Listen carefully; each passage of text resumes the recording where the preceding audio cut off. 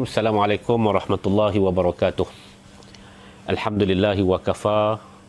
Salatu wassalamu ala sayyidina Muhammadinil Mustafa wa ala alihi wa sahbihi wa man ihtada wa ba'd. Alhamdulillah, malam ni kita pada malam Jumaat, malam yang penuh dengan keberkatan, malam yang mempunyai kelebihan-kelebihan yang tertentu, dan malam yang baginda Nabi SAW ajar kepada kita supaya kita beramal dengan amal-amal yang tertentu. Di antara perkara yang baginda Nabi SAW ajar kepada kita bersama adalah untuk pada malam Jumaat ini kita membaca surah Al-Kahfi. Surah Al-Kahfi, dan Nabi SAW menjanjikan, kata Nabi SAW, "Adha Allahu lahu ma bainal jum'atain." Allah Subhanahu wa taala akan mencahayakan untuk orang yang membaca surah Al-Kahfi di antara dua Jumaat, di antara dua minggu ni Allah taala akan mencahayakan hidup kita, insya-Allah. Malam ni kita tidak berbicara berkaitan dengan surah Al-Kahfi.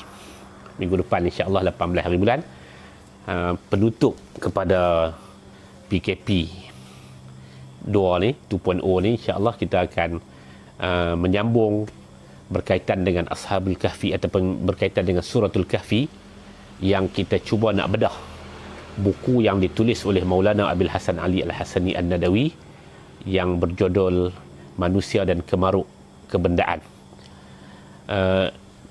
Tafsiran ringkas ataupun komentar Maulana An-Nadawi terhadap surah Al-Kahfi. Minggu lepas alhamdulillah kita telah mengambil 2 ataupun 3 tajuk, dan insya-Allah minggu depan, Khamis malam Jumaat minggu depan, sekali lagi kita akan sambung bagi membaca berkaitan dengan ataupun membedah pemikiran An-Nadawi berkaitan dengan surah Al-Kahfi. Malam ni tuan-tuan, saya nak ajak tuan-tuan untuk sama-sama kita ambil sikit ibrah ataupun ambil sikit, sama-sama kita berfikir sikit bersempena dengan menjelang 1 tahun Tebuk Atap. Tebuk Atap ni istilah yang digunakan oleh ahli Parlimen Marang, Haji Hadi Awang, Tuan Ustaz Haji Abdul Hadi Awang, yang asalnya pada waktu itu setahun yang lalu, sekitar 22 hari bulan Februari tahun 2020, dan sekarang ni kita sudah berbaki lagi 20 hari untuk sama-sama kita ingati satu peristiwa penyimpangan daripada demokrasi yang berlaku di negara kita, negara yang kita panggil dengan negara demokrasi berparlimen. 1 tahun yang lalu, ketika rakan-rakan dalam Pakatan Harapan nak menggambarkan bahawasanya kerja untuk mengambil kerajaan dengan cara pintu belakang, ini adalah satu perkara yang jijik dalam konteks demokrasi. Kerana sebagaimana yang disebut oleh ramai para pimpinan pada waktu itu, ya, kita masuk ke dalam medan pilihan raya, siapa yang menang kita terima, dan setelah itu, ya, kamu boleh buat usaha, kamu boleh bertembung di medan yang sama rata, kemudian kamu boleh mainkan isu dan sebagainya. Akhirnya, kalau orang tak meyakini mana-mana kerajaan, dijatuhkan sebagaimana kerajaan Barisan Nasional dijatuhkan melalui pilihan raya. Tapi pada waktu itu, kerana kemaruk kuasa Perdana Menteri Darurat, Perdana Menteri 107 Muhyiddin Yassin, dan juga didokong oleh sayap kanan dia Azmin Ali dan juga Hamzah Zainuddin sayap kiri dia, mereka buat satu usaha untuk, asalnya kita namakan, semua orang pakat sebut kata ini adalah kerajaan pintu belakang, backdoor government, semua orang pakat sebut benda tu. Tiba-tiba mari ahli Parlimen Marang, dia kata tidak, sebenarnya ini adalah kerajaan Tebuk Atap. Jadi menyatakan kerajaan ini adalah Tebuk Atap adalah hasil ijtihad Haji Abdul Hadi Awang, hasil ijtihad Ustaz Abdul Hadi Awang. Jadi memang kita terimalah ijtihad dia dan kita gunalah istilah tu. Kerajaan ni bukan kerajaan pintu belakang, tetapi kerajaan ni adalah kerajaan Tebuk Atap. Kalau kita tak terima istilah yang digunakan oleh ahli Parlimen Marang, takut-takut ada pula orang pakat kata kita lawan dengan ulama'. Jadi kita terimalah dalam bab ni usaha keras Ustaz Hadi pergi duk cari apa istilah yang dia nak bubuh ni. Akhirnya dia bubuh kata istilahnya adalah Tebuk Atap. Itu kita terima istilah kerajaan yang ada ini, yang dibentuk kira-kira 1 tahun yang lalu, dan kita sebelum daripada mereka memperingati usaha jahat dan langkah syaitan yang telah mereka lakukan, kita dulu sebut berkaitan dengan langkah pintu belakang ataupun tebuk atap yang dilakukan oleh kerajaan Muhyiddin dan disertu oleh beberapa apa nama yang dikenali sebagai ulama, antara dia ada ahli parlimen Marang. Tuan-tuan dan puan sekalian, okey. Malam ni saya nak ajak tuan-tuan untuk tengok bagaimana Islam dilihat 1 tahun yang lalu. Itu saja. Dan saya tak mau ajak tuan-tuan ataupun kita nak berbicara dalam persoalan yang teknikal tentang tabung haji, urus jamaah sendirian berhad, macam mana berlaku perpindahan aset tabung haji dan sebagainya. Itu kita tak bicara malam ni. Malam ni kita nak ambil beberapa isu-isu mudah. Dengan satu soalan kita nak tanya apa khabar PAS terhadap isu-isu yang mereka bawa ini. Saya nak mulakan macam ni. Bahagian yang pertama yang saya nak ajak tuan-tuan untuk sama-sama kita berfikir, dan sebenarnya ini akan menjadi sebahagian daripada perkara yang kita nak bawa ke tengah supaya masyarakat juga berfikir, dan pilihan raya berlaku bila pun pada waktu itu mereka akan buat keputusan untuk menolak kerajaan yang dalam kerajaan ni ada parti PAS di dalamnya, Bersatu dan sebagainya. Okey. Saya nak sebut macam ni. Kalau tuan-tuan tengok sepanjang sejarah PAS ni, kita tak usah duk pi daripada yang lama-lama. Kita tengok paling kurang adalah sejak daripada tahun 2013. Bagaimana pandangan PAS terhadap orang lain? Macam mana PAS menilai orang lain? Orang lain tu sama ada orang lain yang bertentangan agama dengan mereka, yang tidak seagama dengan mereka, ataupun orang lain itu yang tidak sejamaah dengan mereka, tidak sekumpulan dengan mereka, tidak separti dengan mereka. Hak ni mukadimah. Tuan-tuan, mari kita tengok 2015 bila berlaku peristiwa Kuala Selangor. Dan sebelum itu, kalau 2013 bahkan awal sikit daripada itu, sebahagian daripada orang-orang dalam PAS mula memecah-mecahkan ahli PAS itu sendiri. Hak ni Ikram, hak ni Abim, hak ni cenderung ni dan sebagainya. Dia mula memecah-mecahkan orang itu sehingga dia meletakkan akhirnya yang paling tepat tu siapa? Yang asalah itu, yang asli PAS itu siapa?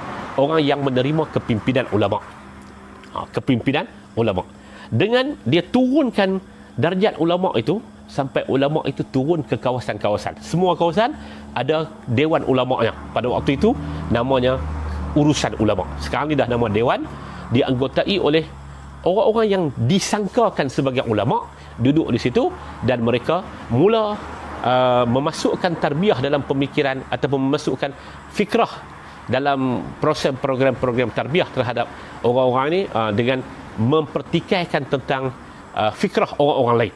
Dia ni bekas jim, dia ni dia sebagainya. Itu sudah berlaku sejak daripada saya tak mau ajak tuan-tuan untuk ambil lebih jauh, tapi paling tidak kita ambil pada sekitar tahun 2013. 2015 bila berlaku satu perpecahan PAS untuk kesekian kalinya. Kita semua tahu sebelum tu ada parti Berjasa, serpihan daripada PAS, ada parti Hamim, serpihan daripada PAS, pernah ada Islah Bersatu, serpihan daripada PAS. Tapi 2015 dia berlaku dengan sekelompok pimpinan dijatuhkan dalam muktamar, dan setelah itu mereka pun menubuh sebuah parti yang namanya Parti Islam Se-Malaysia. Minta maaf, Parti Amanah Negara. Mereka tubuh. Bila mereka tubuh Parti Amanah Negara, tuan-tuan tengok reaksi pada waktu itu yang menggambarkan macam mana pemikiran. Kita tak usah ambil yang sekadar bercakap di kampung-kampung ataupun bercakap di kedai-kedai kopi ataupun yang bawah-bawah dia cakap. Tak, kita ambil yang taraf naib presiden. Sebagai contohnya apa yang disebut oleh naib presiden PAS ketika mana berceramah dalam satu kawasan di Kuala Kedah, dalam satu cawangan PAS di dalam kawasan Parlimen Kuala Kedah pada waktu itu, beliau menghentam orang yang nak tubuh ni dengan menyebut kata ini adalah kelompok yang memecahkan Islam, yang membawa Islam liberal, yang bawa pemikiran yang songsang dan sebagainya. Tuan-tuan, kita tak ambil hak jenis sekadar sembang di kedai kopi, sekadar duduk belah mai gua musang ke dungun ke, hak tu hak bawah-bawah, hak tu taraf bawah. Tapi hak kita nak ambil ni hak ditulis ataupun dicatat oleh orang-orang yang kita anggap sebagai tokoh. Tuan-tuan, waktu penubuhan Parti Amanah Negara tu, antara lain ada orang bagi komen, mereka ini hendaklah dihapuskan. Mereka ini adalah kelompok yang menentang Islam. Bekas yang dipertuapas kawasan di satu kawasan di negeri Kedah Darul Aman. Yang orang panggil dia adalah Tuan Guru. Gelaran dia adalah Tuan Guru. Dia sebut tu. Keluar dalam harakah pada waktu itu. Delete lama dah. 404 biasalah tu. Lepas dah delete setelah itu. Ada dakwaan-dakwaan yang seumpama ini. Oleh siapa? Oleh para tokoh. Kerana ini yang kita sebut kata pemikiran ni. Pemikiran PAS ialah kelompok yang benar itu adalah mereka. Lain daripada mereka anggap kata itu adalah kelompok yang salah. Itu adalah kelompok yang salah. Sekadar sembang kedai kopi Asun, sekadar sembang kod pekan Asun ke, kod Napor ke, Nakar ke, sembang pekan pokok senar ke, ataupun duk sembang kod belah Jelai ke mana ke. Hak tu kita tak kira. Hak ni kita duk cerita ni, hak tulis dalam harakah, hak disebut dalam usrah-usrah dan sebagainya. Seorang tokoh besar PAS, lalu dia jadi tokoh besar PAS di sebuah markas Changlun. Pada waktu itu orang tanya, apa sikap kita terhadap amanah? Dia sebut, bagi tahu kat mereka, lakum dinukum waliyadin. Bagi kamu agama kamu, bagi kami agama kami. Lakum dinukum. Apa makna ad-din? Ad-din tu agama. Dia guna ayat tu, ayat dalam surah Al-Kafirun tu. Lakum dinukum waliyadin. Bagi kamu agama kamu, bagi kami agama kami. Tak berapa ketika lepas tu bila dia naik pangkat, ucapan yang pertama dia diputik, dia sebut apa? Oh, dia sebut kata puak ni adalah Mu'tazilah moden. Mu'tazilah moden. Jadi tuan-tuan, tak kira lagi hak ketua timbalan ketua ulama Selangor yang pula menyebut kata puak ni adalah perikatan ahzab moden. Berdoa pula pergi bagi tahu kat Tuhan, ya Allah ni puak-puak ni adalah perikatan moden, perikatan ahzab moden. Ketua perikatan ahzab moden pada waktu itu di Selangor adalah Azmin Ali, yang lah ni lepas kawan dia jadi ketua lepas pula.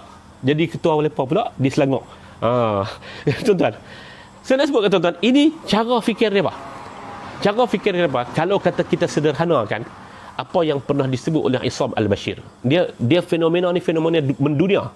Dia bukan sekadar fenomena yang sekadar berlaku di kita saja. Dia mendunia. Kalau ikut Profesor Isam Al-Bashir, Isam Al-Bashir adalah timbalan ketua kesatuan, timbalan Presiden Kesatuan Ulama Islam Sedunia yang berpengkalan di Qatar, dan beliau adalah orang Sudan, bekas Menteri Wakaf negara Sudan. Kalau ikut Syekh Isam Al-Bashir, dia kata pemikiran ni adalah pemikiran yang dia letak macam ni. Man kana ma'ana fahuwa qiddis wa man laysa ma'ana fahuwa iblis. Siapa yang bersama dengan kami, ni orang suci. Ini kira suci. Wa man laysa ma'ana fahuwa iblis. Selain daripada kami, hak tu semua iblis. Hak ni pemikiran yang cukup bahaya. Dan pemikiran ni ada tak kepada kawan-kawan PAS? Ada. Terutamanya sejak tahun 2015. Siapa keluar? Mereka akan sebut. Ni. Masa duduk dalam tu, munafik haraki lah, segala istilah-istilah yang seumpama tu. Bila keluar, dia main istilah yang lebih keras lagi. Istilah kata menjahanamkan Islam, musuh Islam, ahzab moden, macam-macam istilah. Mereka bawa main selepas daripada kita selepas berlakunya penubuhan Parti Amanah Negara. Itu saya nak cuba gambarkan kepada tuan-tuan, dan tuan-tuan semua tahu ini sekadar santai program sembang atas pelenggak 4 tam ni.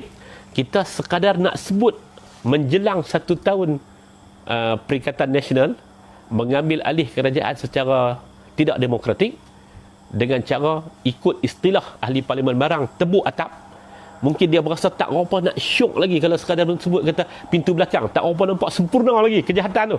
Dia sebut kata tebuk atap. Dia sebut lagu tu. Nak bagi nampak kata memang gerombolan ni gerombolan lolak semua ni. Dia sebut kata tebuk atap. Dia kata bukan melalui pintu belakang. Okey. Kita nak bertanya, selepas kira-kira setahun yang lalu, makna dia sebelum daripada 21 hari bulan Februari tahun 2020 naik ke atas sampai ke bulan tahun 2018 pertengahan. 2018 pertengahan sampai kepada tahun 2019. Apa dia kata kunci yang disebut oleh ustaz-ustaz PAS, para pemimpin PAS, tokoh-tokoh PAS, ceramah di merata tempat dan sebagainya? Apa kata kunci dia, Pak? Mereka akan sebut kata Islam terancam. Malam ni kita nak tanya satu ya tuan-tuan, apa khabar Islam di Malaysia? Ikut neraca yang dibuat oleh PAS pada waktu itu. PAS kata Islam terancam di Malaysia pada waktu itu, tahun 2018 tengah sampai hujung 2019 sepenuhnya, dan juga sampai kira-kira 2 bulan ataupun 1 bulan 21 hari dalam tahun 2020. Apa mereka kata? Mereka kata pada waktu itu Islam terancam. Ini kata kunci. Kalau di Kedah ni ada masjid-masjid yang popular. Masjid yang popular. Saya tengok satu rakaman khutbah petang tadi yang disampaikan oleh ustaz, salah seorang ustaz di negeri Pulau Pinang. Bagaimana dia menggambarkan ini kita ni dah duduk di sedekat dengan keadaan sama dengan Palestin. Makna Islam cukup teruk lah. Islam duduk dalam keadaan yang cukup tertekan lah. Tuan-tuan, kalau tuan-tuan tak ambil tindakan, kalau tuan-tuan tak buat tindakan untuk menyelamatkan Islam, tak tahulah Islam nak jadi macam mana ni. Ustaz tu sebut di sebuah masjid dalam Parlimen Padang Serai di Kedah. Ada satu orang lagi ustaz sebut di sebuah masjid di Jitera. Dia menyebut, dia kata apa yang berlaku pada tahun 2018 tu, pilihan raya itu adalah salah bahagian daripada perancangan Islam Amerika. Allahu Akbar. Tuan-tuan, 2018 tu digambar Islam ni, Allahu Akbar. Bahkan disebut, bila sebut nak kuat lagi, nak bagi ahli-ahli PAS ni semangat takbir ni, yuriduna liyutfi'u nurallahi biafwahihim wallahu mutimmu nurihi walau karihal kafirun. Mereka itu nak memadam cahaya perjuangan agama Allah, tapi Allah Taala tak mau, dan Allah Taala akan menzahirkan agama ini. Gambaran tu tuan-tuan, Allahu Akbar. Islam ni kira duduk dalam keadaan yang cukup tertekan dah, terancam sungguh-sungguh dah. Itu yang digambarkan pada waktu itu. Dan orang kita, dia cukup mudah untuk beremosi bila dia pergi tekan tentang agama ni. Agama duduk dalam keadaan terancam. Saya tuan-tuan, antara dalam zikrayat, dalam kenangan saya berkhutbah dan orang ramai, dan pada waktu itu orang bertakbir sambut khutbah ni adalah berkhutbah di sebuah masjid di Pulau Pinang. Berkhutbah di sebuah masjid di Pulau Pinang pada waktu itu, kerana pada waktu itu isunya adalah kononnya permohonan untuk murtad ni sampai berkaki-kaki. Ratus ribu orang mohon untuk murtad. Jadi orang duduk dalam keadaan, waktu tu kita muda dan waktu tu kita pun, ya, istilah yang orang duk guna ni mungkin walaun ke apa ke, kita pun semangat pada waktu itu. Dan pada waktu itu saya diminta untuk mengganti tempat Datuk Harusani. Orang yang mendakwa pada waktu itu permohonan murtad ini cukup ramai di Masjid Hashim Yahya di Pulau Pinang. Khutbah pada waktu itu orang cukup ramai, cukup semangat dan bertakbir. Pasal menjentik emosi ni, dia cukup mudah untuk bangun. Mai duk cakap tentang bagi fakta dan sebagainya, orang Melayu dia tak apa nak masuk. Demikian nasib agama Islam digambarkan sebahagian daripada tahun 2018 sampailah tahun 2019 keseluruhannya, bawa ke tahun 2020 sampai ke bulan 2. Ni dekat setahun dah ni. Kita nak tanya beberapa soalan atas apa yang mereka duk gambar, kata Islam cukup terancam dah. Saya nak ambil hak mudah-mudah, hak tak perlu angka, hak tak perlu nak cerita secara teknikal dan sebagainya. Tuan-tuan, dakwaan pertama, mereka dakwa kata Pakatan Harapan nak tutup JAKIM. Pakatan Harapan nak tutup JAKIM. Tulis di mana? Dalam Harakah, edisi cetak. Harakah kata Pakatan Harapan nak tutup JAKIM. Punca dia mai kat mana? Punca dia mai ada permintaan daripada kumpulan 25. Mereka kata JAKIM ni ada pun tak guna dah. Mereka kata lagu tu lebih kurang.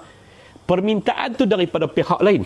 Tapi yang dituduh, mereka kata Pakatan Harapan nak tutup JAKIM. Tahun 2018. Pakatan Harapan nak tutup JAKIM.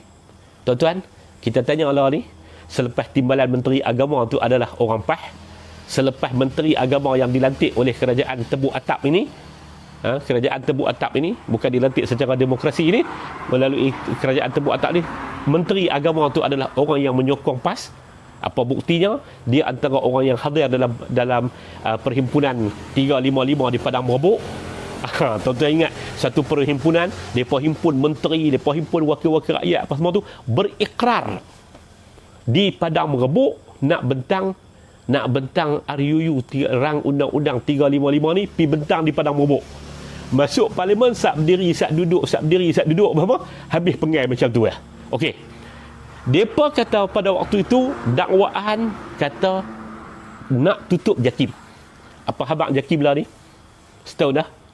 JAKIM ada penutupan, JAKIM tak tutup. Yang ada hanyalah pertukaran. Ketua pengarah JAKIM pada waktu Pakatan Harapan mula ambil tu adalah Datuk Nuruddin Ibrahim. Lawan ni dia dah pincin, ganti, hak ganti dia mati, kemudian ganti baru, berlaku pergantian ketua pengarah JAKIM. JAKIM masih ada. JAKIM masih duduk ada di Kompleks Islam Putrajaya. Pejabat menteri masih duduk sebagunan dengan pejabat JAKIM. JAKIM tak tutup. JAKIM tak tutup. Dakwaan PAS tahun 2018 kata Pakatan Harapan nak tutup JAKIM tu fitnah ke, khayalan PAS ke, ataupun macam mana? Ataupun betul-betul pada waktu itu PAS nak kata memang Islam terancam sungguh pada waktu tu. Memang mereka tak tutup, tapi kami tahu apa yang ada dalam hati mereka. Mereka nak tutup JAKIM. Kan macam mana? Satu. Tuan-tuan, lawan ni setahun, JAKIM tak tutup. Bahkan 22 bulan itu pun JAKIM tak tutup. JAKIM tak tutup. Bahkan dalam bajet yang terakhir yang dibentang oleh Lim Guan Eng selaku Menteri Keuangan pada waktu itu, bajet itu juga berlaku penambahan kepada peruntukan kepada JAKIM itu sendiri. Bahkan 2020 itu antara perkara yang nak dibawa adalah menaikkan taraf kedudukan guru-guru kafah di bawah JAKIM. JAKIM tak tutup. JAKIM tak tutup. Sekarang kita nak tanya, apa khabar JAKIM? Cerita 2018-2019 yang PAS bawa di merata masjid tu, di merata surau tu, bohong, tipu, fitnah, mimpi ataupun apa? Sebenarnya dia ikut mana? Satu. Dua. Tuan-tuan, awal-awal naik Pakatan Harapan dulu ni, berlaku kebakaran Ma'had Tahfiz di Puchong. Bila berlaku Ma'had Tahfiz di Puchong tu, berlaku kebakaran, Menteri Hal Ehwal Agama turun. Menteri di Jabatan Perdana Menteri Hal Ehwal Agama turun. Dr. Mujahid. Wakil Rakyat Kawasan Puchong, Saudara Gobind Singh, turun. Dr. Mariah, turun. Dr. Mariah, Wakil Rakyat Seri Setia dan juga Esko Kerajaan Negeri Selangor, turun.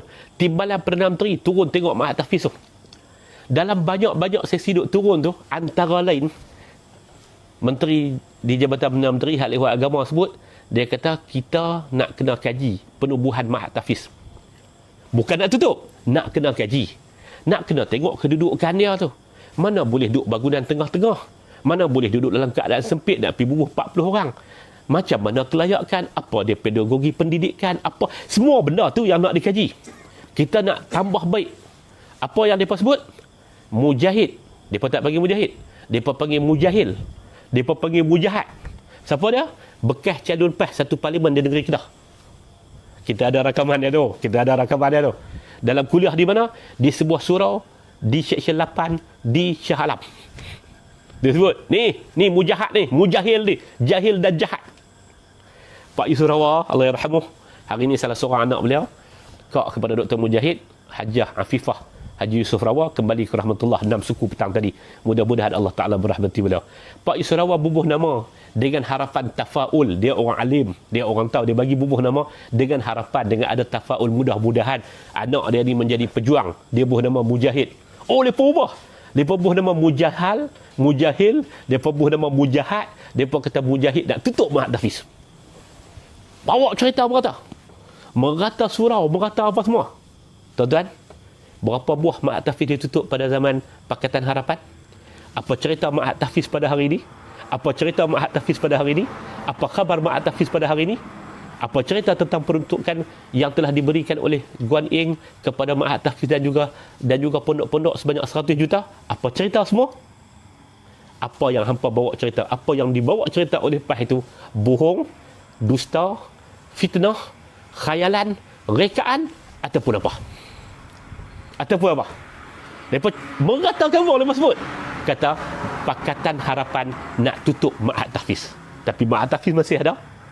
Mereka ambil cerita yang sebenarnya Mujahid sebut, kata nak tengok lah, nak buka Ma'had Tahfiz tu kena bagi tahwal lah, duduk dalam kawasan yang tak selamat, nak bagi tahwal, nak daftar dia bagi elok supaya dia ada pemantauan dan sebagainya. Tak, lepas tuduh kata mujahil, mujahat nak tutup Ma'had Tahfiz.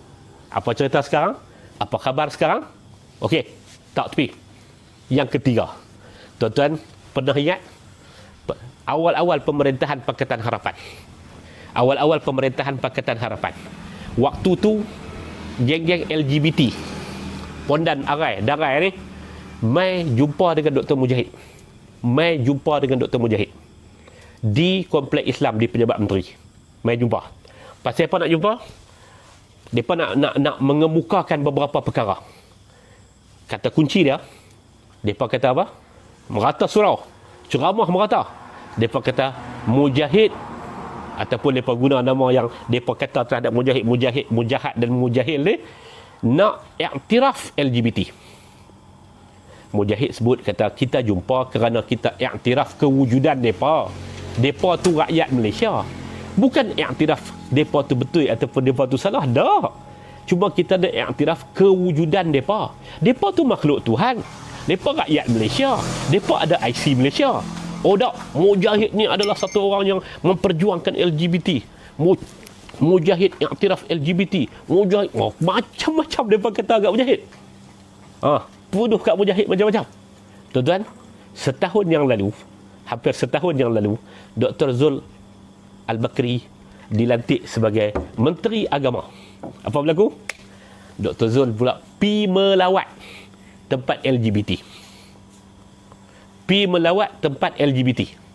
Mujahid, bezanya Mujahid sebagai pembuat dasar, sebagai menteri, dia duduk di pejabat dia, antara orang yang ada kepentingan dengan dia, pemegang taruh dengan dia, sebagai rakyat, yang mereka dikata mereka ditindas dan sebagainya, dan mereka nak mai tanya, nak mai bincang kedudukan kami ni macam mana, dan Mujahid terima atas dasar mengiktiraf kewujudan mereka. Di pejabat dia sebagai pembuat dasar. Ya, lepas mai jumpa Dr. Zul pergi ke tempat mereka, pergi ke gerobak mereka. Apa komen PAS? Apa komen PAS? Artinya yang mereka kata Islam terancam kerana Mujahid mengiktiraf LGBT. Perbuatan sama sebiji antara Dr. Zul dengan Dr. Mujahid. Dr. Mujahid, Islam terancam. Apa cerita Dr. Zul? Dr. Zul pergi jumpa dengan LGBT. Apa cerita? Ini dakwah. Hak Mujahid tadi? Hak Mujahid tadi, Mujahid taklah dalam kenyataan dia kata pengharaman tentang perkara ini Allah Ta'ala dah tarik balik, ataupun kita tak iktiraf tentang tu. Dah, Mujahid tak sebut gitu. Mujahid sebut kata mengiktiraf kewujudan mereka. Mereka tu sebagai rakyat Malaysia, mereka sebagai makhluk Tuhan, mereka berhak hidup, mengiktiraf kewujudan mereka. Oh dah, Mujahid Mujahal, Mujahid Mujahad. Dalam bahasa yang sama, Dr. Zul buat perkara yang sama. Bezanya apa? Mujahid duduk di pejabat sebagai pentadbir, sebagai pembuat dasar, sebagai penggubal dasar. Mereka mai sebagai pemegang taruh, mereka mai mengadu kat Mujahid, mereka berlaku perbincangan dan sebagainya. Apa dia berlaku? Oh, Mujahid jahat. Dr. Zul pergi cari mereka di tempat mereka. Dr. Zul adalah sebagai pendakwah. Tuan-tuan, otak mereka apa? Siapa yang buat, siapa yang bersama dengan kami, suci. Siapa yang tak bersama dengan kami adalah iblis. Cara fikir mereka, tuan-tuan. Ni bedah. Kita nak bedah yang kita kata fikrah mereka ni. Terancam betulkah pada waktu tu? Hak law ni sama. Kedudukan yang sama. Mai. Pertembungan di antara Ramasamy masih hidup dengan Dr. Zakir Naik masih hidup. Dua-dua ada. Tuan-tuan, rakyat, setiap orang, dia ada macam-macam pandangan. Biasa ya. Ramasamy, law ni pandangan dia kalau tanya sama ya dengan pandangan dia 2 tahun lepas. Sama ya. Ramasamy berlaku cerita Islam terancam di Malaysia. Dr. Zakir Naik dihalau. Kuasa duduk tangan siapa? Kuasa duduk pada tangan Menteri Dalam Negeri. Ramasamy timbalan Ketua Menteri Pulau Pinang. Taraf dia Esko. Oh. Mujahid buat pertemuan antara Mufti Pulau Pinang, Mufti Perlis dengan Dr. Ramasamy. Oh, ini semua mengiktiraf pasal apa, menyamakan antara kedudukan ulama dengan musuh Islam, Ramasamy. Dr. Zakir Naik nak dihalau oleh kerajaan PH. Buat macam-macam. Dr. Mujahid kata, tak. Kita tak halau Dr. Zakir Naik. Tak. Dr. Mujahid pergi jumpa Dr. Zakir Naik di rumah Dr. Zakir Naik di Putrajaya. Jumpa, bincang, sebagainya. Ya, desakan tentu tetap akan ada. Atas nama kata manusia yang pelbagai cara fikir, pelbagai alur fikir apa semua ni. Mujahid jahat. Dr. Zakir Naik ada sampai hari ni. Dr. Zakir Naik ada sampai hari ini. Rahman Sami masih ada sampai hari ini. Cara fikir Rahman Sami boleh jadi sama dengan 2 tahun lepas. Di mana terancamnya Islam? Di mana terancamnya Islam? Akhir tahun 2019, Sajjad pergi ke Mekah. Yang pergi tu Mat Sajjad. Yang pergi tu Mat Sajjad. Yang salah siapa?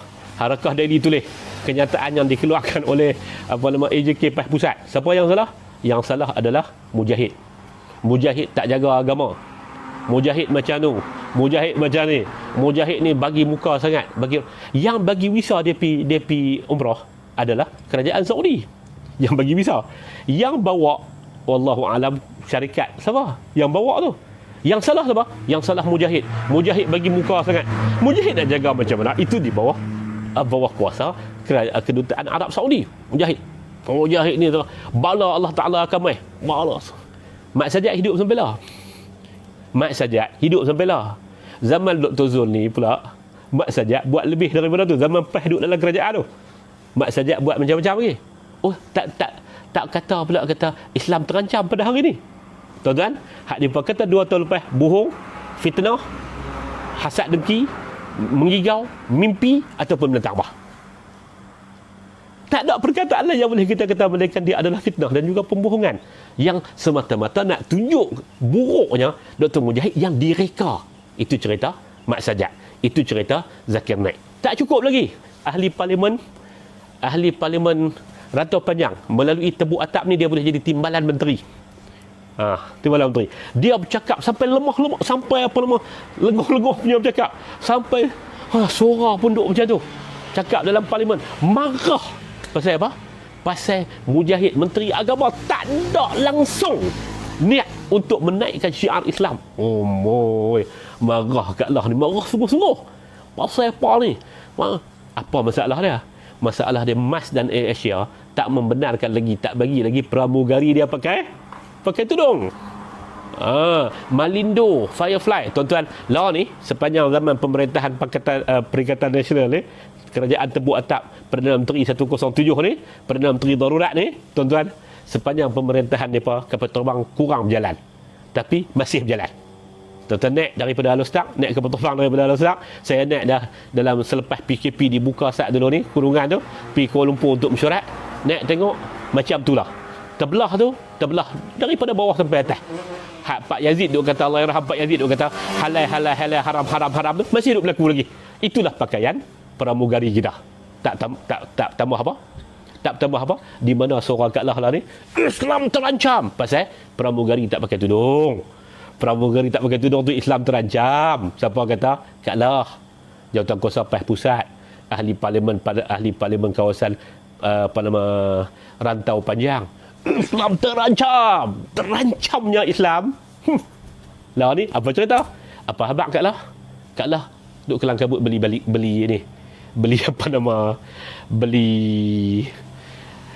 kambing, beli beri-biri. Kak Lah duk kelang kabut gitu. Kak Lah, apa cerita menteri Kak Lah? Menteri Kak Lah tidak bertabarus ke 2, 3, 4 hari ni Kak Lah? Bukankah menteri Kak Lah pakai baju yang ketat-ketat tu, itu adalah tabarus Kak Lah? Apa cerita Kak Lah? Apa habaq Kak Lah? Kita nak tanya mereka tu. Tak cukup lagi tuan-tuan. K. Hadib. Tuan-tuan masih ingat ni berapa kilometer Pak Tam daripada sini ke rumah Hadib? 25 km daripada sini. 25 km daripada sini. Waktu tu bila berlaku K. Hadib, apa mereka kata? Oh, ini satu perancangan pembunuhan, tak mau bela nasib Hadib. Semacam-macam. Dr. Mujahid mai. Apa yang ada ruang sikit kepada dia? Dia bagi badal haji. Dibiayai oleh pihak tabung haji. Lepas tu mak dan ayah Hadib minta kalau boleh dipercepatkan pergi haji. Dr. Mujahid dengan kedudukan sebagai menteri berilah kepada dia ruang tersebut. Kemudian ini yang berlaku pada waktu itu. Bahkan ada pula suara-suara yang ganas kata mungkin Pakatan Harapan terlibat dalam membunuh Hadib. Main isu sentimen perkauman, main isu sentimen agama. Hadib ni dia pakai ubah gambar profil tu, pakai ubah gambar Hadib. Kami berjuang bagi pihakmu Hadib. Kami sakan tak kira lah. Mereka dapat kerajaan melalui tebuk atap, apa mereka buat? Ayah Hadib 2 hari lepas kata macam mereka melupakan dah Ki Hadib. Waktu tu usung orang tua tu merata. Waktu tu buat macam-macam pertemuan. Belakang kita ni tuan-tuan, ni belakang saya duduk tengah bercakap ni, di belakang ni adalah pasti. Mereka pernah buat ceramah di sini tentang Ki Hadib tuan-tuan. Marahnya mereka pasal kononnya Islam terancam dengan kematian seorang adib. Habislah adib akan menjadi satu lambang tentang kezaliman pihak lain kepada Islam yang terancam di Malaysia. Apa cerita? Apa khabar adib? Adib Allah yarhamuh. Apa khabar cerita adib? Apa khabar keluarga adib? Apa khabar pada hari ini? Tuan-tuan, saya tak mau pergi kepada benda yang teknikal. Hak saya nak sebut, ini di antara perkara yang mereka duk bangkit. Tutup Yadim. Tutup Yakim. Yadim. Bila naik Pakatan Harapan lantik ahli lembaga pemegang amanah Alpa ni ahli lembaga pemegang amanah. Yadim ni, Yayasan Dakwah Islamiah Malaysia, ditubuh di bawah surat ikatan amanah. Dia ditadbir oleh seorang yang dipertua, dan di bawah dia tu ada beberapa orang Alpa, ahli lembaga pemegang amanah. Tuan-tuan ingat lagi, ditubuh 1974. Antara ahli lembaga pemegang amanah yang pertama Yadim tu adalah Tok Guru Ni Aziz. Dan timbalan yang dipertua Yadim tu satu ketika dahulu adalah Ustaz Asad Chukri, waktu PAS duduk dalam Barisan Nasional. Okey, tak apa. Tubuh tu ada dua isu. Yang pertama adalah berkata lantik orang politik. Apa khabar Yadim lah ni? Hak awak keluar kenyataan tu adalah Ketua Pemuda PAS yang diberikan upah sebagai seorang senator lah ni. Apa khabar? Apa yang kamu kata tu, Islam terancam dengan melantik orang politik? Dan Nasruddin Tontowi bukan orang politik kah? Fathul Bari bukan orang politik kah? Hafizah Musa bukan orang politik kah? Fathan bukan orang politik kah? YB lagi? Tak cukup lagi waktu tu jadi. Isu yang kedua adalah macam mana penguasaan kafir ini nak memusnahkan dia dengan menghantar seorang tali barut yang bernama Syekh Umar sebagai ahli lembaga pemegang amanah Yadim. Siapa Syekh Umar? Syekh Umar Bararib ni adalah esko kerajaan negeri Johor pada waktu itu. Adun kawasan, saya lupa nama kawasan dia, di Johor. Dia adalah lulusan pengajian Islam daripada Universiti Melaya. Syekh lagi, Haji dah muda lagi, Haji Syekh Umar Bararib. Oh, ini ejen daripada pihak DAP untuk memusnahkan Islam di Malaysia. Islam terancam. Apa cerita sekarang ni? Bukankah kamu lantik orang-orang politik? Bukankah kamu lantik ada daripada UMNO, Fathul Bari, ramai daripada PAS, lebih daripada itu, pengarah-pengarah negeri termasuk pengarah negeri Kedah, kamu lantik daripada pemegang jawatan dalam parti politik. Hak kamu cerita dulu ni apa dia? Bohong kah? Hak kamu cerita hari itu ni khayalan kah? Hak kamu cerita hari itu ni fitnah kah? Ataupun apa? Tuan-tuan, itu dia wajah PAS. Itu wajah PAS. Saya tak mau pergi kepada yang teknikal, kita pihak kecil-kecil dia. Selepas 1 tahun kita nampak wajah PAS. Bohong saja. Hak dia duk kata Islam terancam, tak betul pun. Semua isu yang dia duk bawa tu sekarang ni menjadi isu-isu yang tertangguh. UEC. Marah ni tuan-tuan, Allah. Habis sekolah vernakular ni. Marah ni tak saduk kira lah. Marah. Haji Hadi sebelum daripada tahun 2015 dia duk cakap juga tentang pendidikan bahasa ibunda. Tapi mai dengan bila orang lain perintah ni ataupun bila Pakatan Harapan perintah ni tuduh tentang UEC ni macam-macam. Cerita dia apa? Cerita dia tentang pengiktirafan sijil UEC. Secara pentadbiran kita cerita tentang pentadbiran. Hari ini kita nak cerita macam mana mereka bawa. Pusing Melaya tuan-tuan, Ustaz Dre. Pusing Melaya. Mai di Talkshow Jitra. Mai di Baling. Cerita tentang macam mana perancangan DAP yang kafir ini yang nak menguasai dan tak mau menerima sistem peperiksaan nasional, nak buat sistem peperiksaan sendiri, UEC tentang mana, apa cerita latar belakang UEC itu saya tak mahu cerita. Saya nak cerita isu yang mereka bawa. Apa berlaku lah ni tuan-tuan? Kemarin mereka bagi dekat sekolah Cina. Kita bagi orang Cina negeri Kedah punya hak. 3 buah sekolah Cina negeri Kedah diberikan peruntukan oleh kerajaan negeri Kedah Darul Aman yang 2 tahun lepas berdemonstrasi di depan masjid di Sungai Petani, marah dekat UEC. Sekarang ni apa khabar? Pesuruhjaya PAS Melaka, penasihat agama Ketua Menteri Melaka yang berdemonstrasi di depan Masjid Al-Azim marah pasal isu pengiktirafan UEC. Apa khabar semua? Itu semua lakonan semata-mata. Betulkah Islam terancam 2 tahun yang lalu?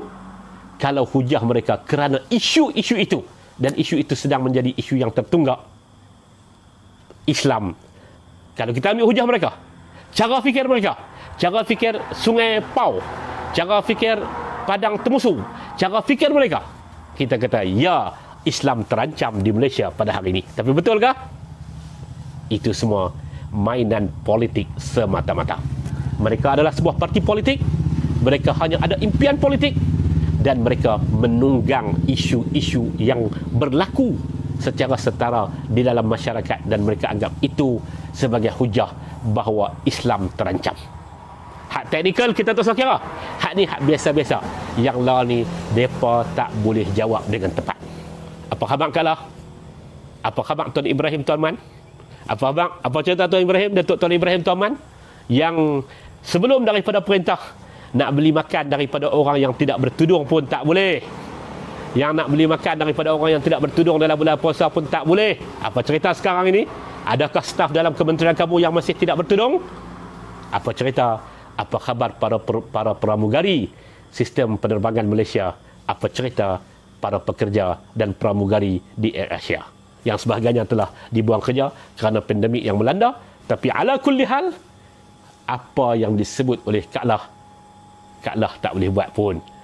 Apa yang disebut oleh Ustaz Derih, itu hanyalah retorik semata-mata. Jadi tuan-tuan, terancamkah? Tidak. Pada waktu itu dan pada waktulah, kerana dia berlaku secara itu adalah perkembangan orang, dan dia adalah pertembungan di kalangan manusia. Orang tanya, pasal apa? Pada zaman Pakatan Harapan macam-macam isu jadi panas. Kita kata kerana pembangkang pada waktu itu tidak berfikir secara waras.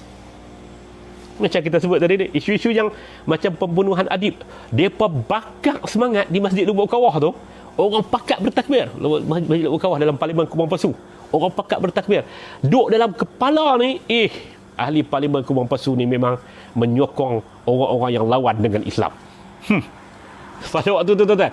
Tapi lah ni, kita yang jadi pembangkang secara tidak demokratik. Kerana apa? Kerana secara demokrasinya Pakatan Harapan menang, tapi diambil dengan tebuk atap. Tak cukup jahat kalau kita sebut pintu belakang. Siapa yang bagi nama? Haji Hadi. Tebuk atap. Tuan-tuan, melalui tebuk atap ni tuan-tuan, kita terpaksa menjadi pembangkang. Kita sekarang ni waras. Kita tahu itu adalah perkembangan. Tuan-tuan cuba bayangkan kalau Amir Khushairi tu, Amir Khushairi rahmatullah alaih, mudah-mudahan Allah Ta'ala merahmatinya, adik Amir Khushairi yang dimati kalau mati pada zaman Pakatan Harapan tuan-tuan, nak jadi apa? Oh, keluar berdemonstrasi pokok ni, keluar Islam terancam pula. Tapi pasal mati dalam zaman Perikatan Nasional, mereka semua tutup, tak tahu nak kata apa. Apa cerita dengan cerita sugar daddy yang sampai jumlahnya sampai disebut sampai 45,000 ke apa ke? Apa cerita? Kalau berlaku di zaman Pakatan Harapan, di zaman Pakatan Harapan, seorang Mat Sajak ya, Islam terancam. Mat Sajak tuan-tuan, Mat Sajak hak tak ada telur tu, Islam terancam. Kira habis. Mufti di Malaysia ada 13 orang, Jawatan Kuasa Fatwa punya ramai, agensi agama macam-macam tu ada lawan dengan Mat Sajak. Pi habang kata Islam terancam. Hak walaupun kat bawah ni hangguk lah Islam terancam. Hampa buka pondok buat apa kalau Islam terancam dengan seorang Mat Sajak ya? Tuan-tuan, zaman Nabi SAW, tuan-tuan, mungkin kawan-kawan PAS dia lepas duk agak kata zaman Nabi itu semua Mat Sajak ni, watak Mat Sajak ni tak ada langsung. Siapa kata tuan-tuan? Abu Jahal itu zaman Nabi. Zaman Nabi SAW duduk di Mekah. Abu Lahab tu pak menekan Nabi. Nama ada dalam Quran. Abu Lahab tu ada nama dalam Quran. Muhyiddin tak ada. Abu Lahab tu ada nama dalam Quran. Tabat yada Abi Lahabi wa tab. Abu Lahab tu zaman Nabi ya. Pak menekan Nabi. Orang baik, orang jahat, orang nak merencana dan sebagainya ada sepanjang zaman. Memang zaman Pakatan Harapan. Kerana Mat Sajak tu seorang, Gegak gempita. Islam terancam. Pasal apa? Pasal Mat Sajjad pergi Mekah, Islam terancam. La ilaha illallah. Apa cara fikir ni pun kita tak tahu. Jadi tuan-tuan, pasal apa? Kalau orang tanya, sudah tentu orang kata, pasal apa zaman Pakatan Harapan tu banyak isu-isu kontroversi, pasal apa tak berlaku zaman lah? Pasal pembangkang zaman lah ni, kita tahu hak mana yang kita boleh nak eksploitasikan isu. Kita tahu macam mana isu apa yang sepatutnya kita angkat. Kita tahu macam isu double standard dan masalah kuarantin, hak tu kita utamakan. Masalah ada menteri-menteri bengong, hak tu kita utamakan, kita angkat. Isu tentang kesanjangan miskin dan kaya, itu yang kita angkat. Pengurusan krisis melalui pengurusan COVID ni, itu yang kita angkat. Kita tak pi cerita mati Amir Khushairi, kita tak, oh ini Islam terancam. Mana dia Dr. Zul Al-Bakri, mana dia tak turun, dia kira duk pergi lepas pada lori nak pergi buat bantuan di timur, di Pantai Timur dan sebagainya. Kita tak kata macam tu pasal kita waras. Pembangkang secara terpaksa ni, pembangkang darurat ni, kita sebut secara waras. Kita petikai tentang darurat. Bila mai mereka jadi kerajaan pula, kita petikai tentang darurat, mereka kata, oh lawan dengan raja. Tahun 74 hampa lawan dengan raja. Kalau kata hampa guna hujah mempertikaikan darurat itu adalah lawan dengan raja, tahun 74 fatwa Mamali, saya tak nak sebut tentang fatwa Mamali itu bagaimana. Itu bukan orang-orang yang mempunyai autoriti mereka berbincang. Cuma fatwa Mamali hampa tolak. Fatwa amanat Haji Hadi, sampai lah ni negeri Melaka tak tarik lagi warta, dan beberapa negeri dah masih lagi tak tarik lagi warta tentang kesesatan, menyatakan bahawa amanat Haji Hadi itu adalah amanat yang sesat, dan mereka tak tarik lagi. Hampa tak kata apa pun. Apa dia? Hampa lawan dengan raja, hampa lawan dengan fatwa rasmi. Dah lama dah. Kita pertikai darurat. Mereka kata ini adalah mempertikaikan raja. Siapa? Ketua Pemuda hak tadi ni. Hak mempertikaikan pelantikan orang-orang politik dalam bot ataupun lembaga pemegang amanah Yadim. Syekh, apa abang lah ni Syekh? Apa cerita lah ni? Tuan-tuan, tanya kat orang-orang PAS lah ni. Apa cerita? Apa khabar Adib? Apa khabar Kak Lah? Apa khabar semua ni? Kita tanya kat dia. Dan tuan-tuan, poin saya yang paling akhir, saya nak sebut, saya saja bawa, kita tak bawa hak jenis teknikal, kita tak bawa hak jenis teknikal, kita tak bawa langsung hak jenis angka-angka dan sebagainya. Kita bawa hak isu-isu yang dibawa oleh tokoh-tokoh mereka, tapi dengan tujuan untuk menaikkan semangat dan membakar api menaikkan api kemarahan di kalangan rakyat pada waktu itu. Dia Haji Nan dah bawa mai MD2 dah kena berhenti tuan-tuan. Cuma saya nak sebut kata tuan-tuan, saya nak sebut apa hakikat dia tuan-tuan. Hak dia duk sebut tu, semua tu permainan, semua tu pembohongan, semua tu adalah fitnah. Kalau kata depa kata dok ini adalah hakikat, tunjuk kat kami, tunjuk kat kita apa dia usaha apa dia. Dan sekali lagi tuan-tuan, kepada para penyokong Pakatan Harapan, mai kita kritik, itu adalah kerja kita, tapi jangan kita kritik cara bodoh dan sembrono sebagaimana yang dilakukan oleh PAS dalam isu-isu keislaman, isu-isu umat Islam di negara kita. Kita kritik, tapi kita tak kritik dengan cara yang cukup bodoh. Kita petikai darurat, kita kritik kerana akal waras kita tak boleh terima. Duk dalam keadaan aman tuan-tuan ni, kereta duk lalu di puluh biji darurat. Apa punya otak kita pun tak tahu. Kita petikai hak tu. Jadi kalau dalam tajuk-tajuk yang seumpama tu, darurat di Parlimen dengan Dun dia tak boleh hadir tuan-tuan. Hak kita petikai hak tu, apa kata? Oh, lawan dengan Sultan, lawan dengan Agung. Kita kata itu bukan isunya. Isu yang paling utamanya adalah kita tahu kedudukan kita itu bagaimana. Kita tak main isu yang bodoh macam ni. Jadi mudah-mudahan tuan-tuan Allah Ta'ala merahmati kita bersama. 45 minit lebih kurang kita bersiaran langsung, sekadar sembang-sembang biasa dan sembang daripada atas pelenggang rumah Pak Tam daging ni, sementara buah neneh nak sampai. Jadi saya minta maaf banyak tuan-tuan. Teruslah tuan-tuan tanya kat orang PAS, ketua-ketua cara orang PAS yang lalu duk bawa cop JPKK Merata Gempong tu, tanya dia apa khabar Adib dah jadi macam mana, pramugari dah pakai tudung ke, ada lembaga pekerja di Majlis Bandaraya tu dah pakai tak ketat dah ke, tanya macam tu. Dan tanya dia apa khabar Islam, hak hampa kata dulu ni bohong ke macam mana ke, ataupun hampa berkhayal saja. Mudah-mudahan ada manfaatnya. Wassallallahu ala nabiyina Muhammad. Terima kasih atas perhatiannya. Wassalamualaikum warahmatullahi wabarakatuh.